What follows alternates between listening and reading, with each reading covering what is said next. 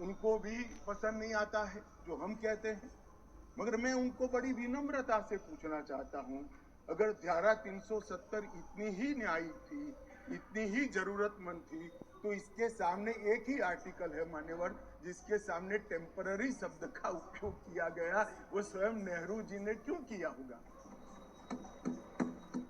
जो लोग कहते हैं कि धारा 370 परमानेंट है, वो संविधान सभा की मंशा का अपमान कर रहे हैं, संविधान का अपमान कर रहे हैं। मान्यवर, आज सुप्रीम कोर्ट ने कह दिया है कि इसका मतलब यह है, ये जो कहा धारा 370 अस्थायी प्रावधान था, इसका मतलब यह है कि ये दावा याचिकाकर्ता का 370 को कभी हटाया ही नहीं जा सकता। वो दावा सिरे से सुप्रीम कोर्ट ने खारिज कर दिया है कि संविधान को और देश के संसद के सदनों को पूरा अधिकार है धारा 370 हटाने। मान्यवर, न्यायालय ने यह भी माना कि राज्यपाल शासन और राष्ट्रपति शासन की जो उद्घोषणाएं, इस पर भी ढेर सारे सवाल उठा गए कि राष्ट्रपति शासन गलत तरीके से लगाया गया, राज्यपाल शासन गलत तरीके से लगाया गया।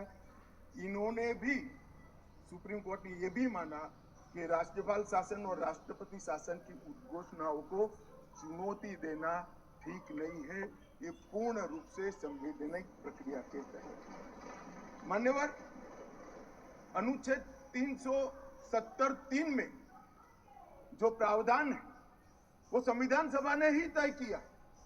जब टेम्पररी इस प्रोविजन को किया गया तब सवाल हुआ है कि टेम्पररी है तो हटेगा कैसे?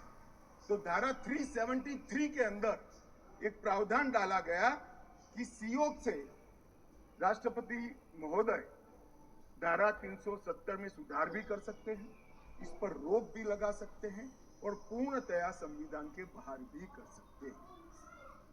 राष्ट्रपति का जो आदेश था, तत्कालीन राष्ट्रपति का 5 अगस्त 2019 का आदेश सीओ था, इसके माध्यम से राष्ट्रपति जी को पूर्ण अधिकार है अनुच्छेद 370 का संचालन बंद करने का।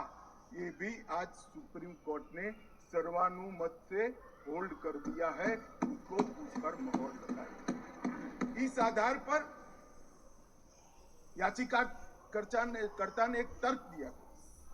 याचिकाकर्ता कौन है वो तो सभी लोग जानते ही हैं, सभी लोग जानते हैं, मैं कोई नाम देना नहीं चाहता। नहीं, नाम देकर क्या करेंगे, यही बोले ही है वो, तो इसमें कोई एक्सपोज करने जैसी बात नहीं। मान्यवर, 370 के तहत कोई भी घोषणा करने के पहले जम्मू कश्मीर की संविधान सभा का परमिशन जरूरी है, अनुमोदना जरूरी है, ये उनका क्लेम है।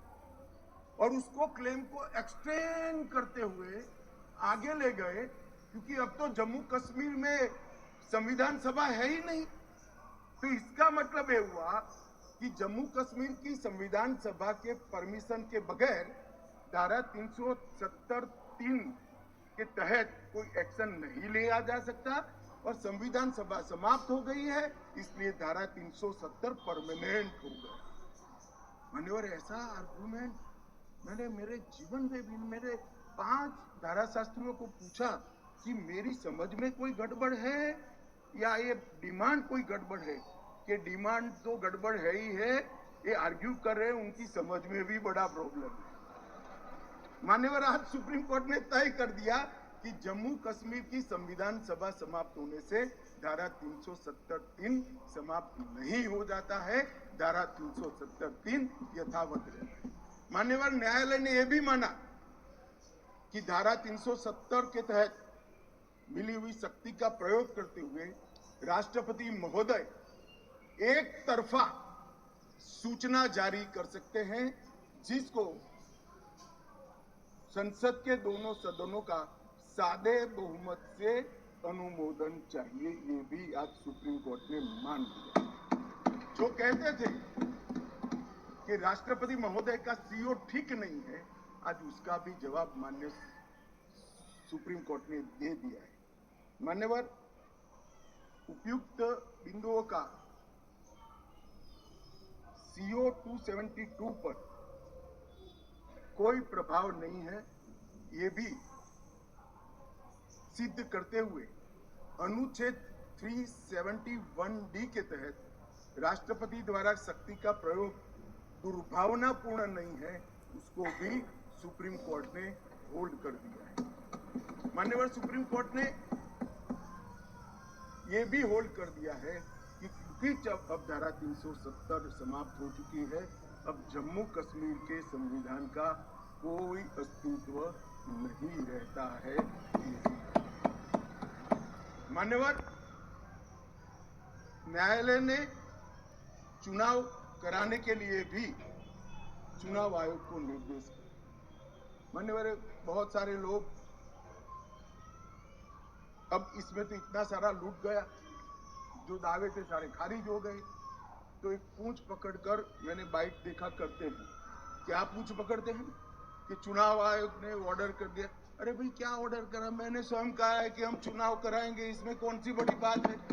इसी सदन में कहा है, लोकसभा में करा है, एज ए गृह मंत्री ऑन रिकॉर्ड करा है।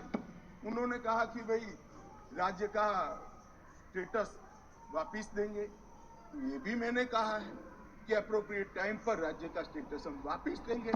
और सुप्रीम कोर्ट ने भी ये जो कहा है उसमें मेरे सदन में के बयान को और सॉलिसिटर जनरल के सुप्रीम कोर्ट के सामने बयान को कोट करते हुए कहा है।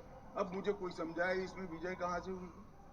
घोर पराजय में विजय कैसे ढूंढना, इसकी कला कोई आप लोगों से सीख ले साहब। इतने बड़े घोर पराजय विजय कैसे ढूंढना, इसका कोई अभ्यास वर्ग साहब रखना चाहिए साथ में। ये बहुत बड़ी कला है। मैं तो आज अगर उनके जैसे मेरे विचार होते तो एक सुप्रीम कोर्ट के जजमेंट को देखकर डिप्रेशन के मारे एक महीना सदन में ना आता।